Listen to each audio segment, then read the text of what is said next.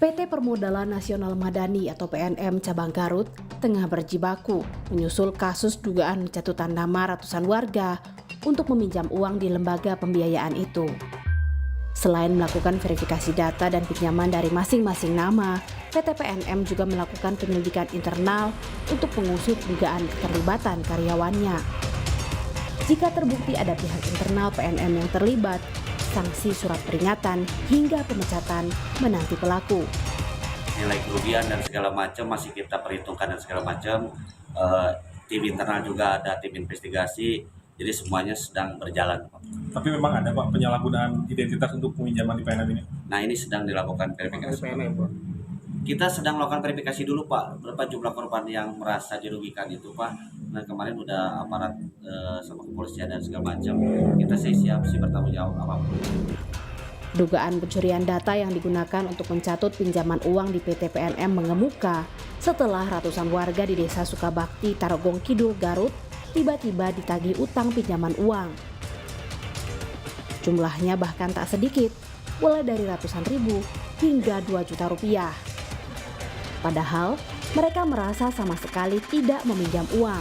Cuman data ada, padahal belum pernah sama sekali ikutan pinjam ke bank ini.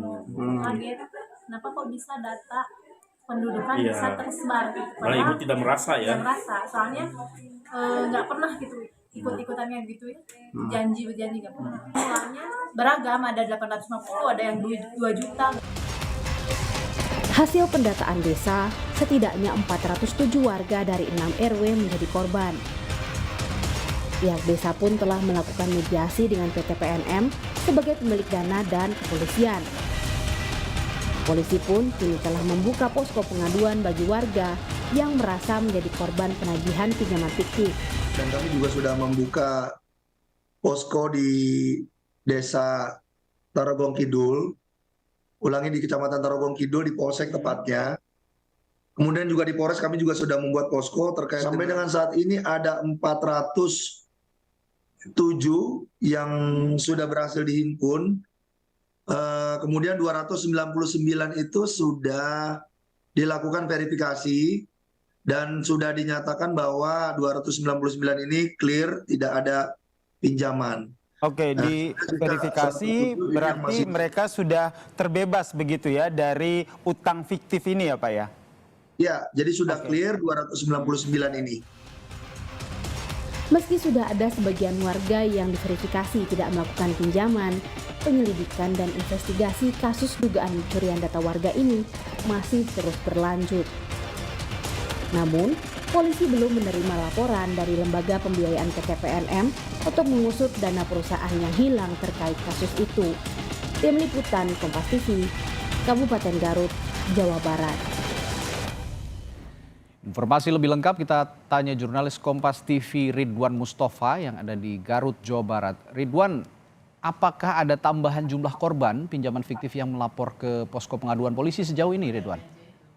Ya, Rali dan juga saudara, sejak sepekan terakhir bahwa masyarakat di Desa Sukabakti, Kecamatan Tarogong Kidul, Kabupaten Garut, Jawa Barat dihebohkan dengan adanya utang fiktif, di mana mereka yang berjumlah kurang lebih 407 orang itu merasa ditagih oleh pihak PNM. Padahal mereka tidak merasa pinjam uang ke pihak permodalan tersebut. Untuk itu, pada beberapa hari kebelakang mereka mendatangi kantor Desa Sukabakti untuk melakukan verifikasi mengenai kenapa data mereka bisa sampai bocor dan juga bisa dimanfaatkan oleh orang yang tidak bertanggung jawab. Tanya itu tadi dan juga saudara, hingga saat ini memang posko yang dibuka oleh Polres Garut dan juga Polsek Tarogong Kidul belum ada satupun warga atau korban yang melapor kepada pihak kepolisian. Padahal Polres telah membuka posko pengaduan bagi warga yang merasa menjadi korban utang piutang fiktif yang memang saat ini menjadi heboh di masyarakat Kabupaten Garut. Demikian, Radi. Ya, sejauh ini bagaimana perkembangan penyelidikannya, Ridwan? Dugaan keterlibatan pihak internal PT PNM yang disebut juga sebagai peminjam, diklaim sebagai peminjam padahal juga tidak juga. Nah, dalam kasus ini sejauh ini bagaimana penyelidikannya?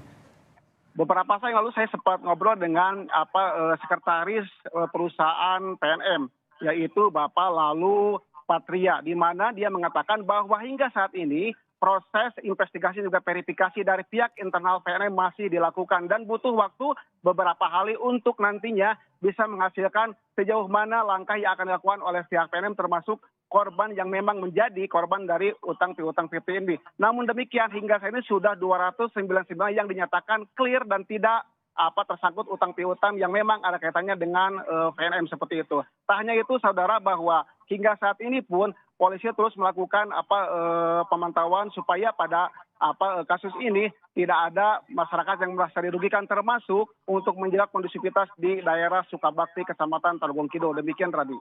Ya, lalu mengapa ada dugaan keterlibatan pihak internal? Awalnya seperti apa? Kenapa bisa ada dugaan ini yang muncul ke permukaan?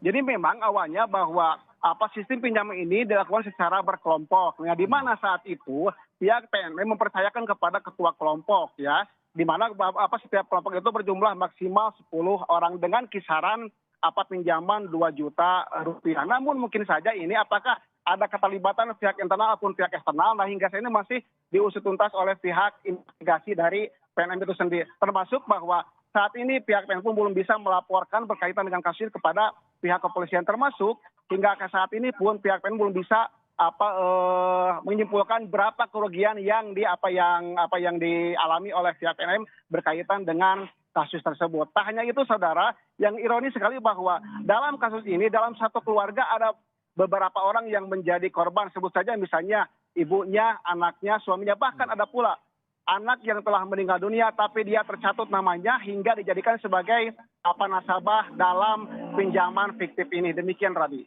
Ya, sedikit saja Ridwan, apakah ini juga ada kaitannya dengan fenomena kebocoran data pribadi masyarakat atau warga yang saat ini juga sedang merebak? Nah, ini menjadi hal yang menarik, ini akan diusut tuntas oleh pihak kepolisian berkaitan dengan kenapa data warga ya saat itu KTP termasuk bisa sampai bocor, padahal memang mereka sama sekali tidak pernah menyebarluaskan data tersebut. Ini yang menjadi kekesalan dan juga yang bikin kaget dari masyarakat. Kenapa yang selama ini menyimpan rapi-rapi data tersebut tapi tiba-tiba bisa bocor dan disalahgunakan oleh pihak-pihak yang tidak bertanggung jawab. Demikian tadi. Tentu saja harus jadi perhatian bersama kebocoran data pribadi ini karena bisa disalahgunakan oleh pihak-pihak yang tidak bertanggung jawab. Salah satunya memang terjadi pada kasus yang terjadi di Garut, Jawa Barat. Terima kasih Ridwan Mustafa melaporkan dari Garut, Jawa Barat.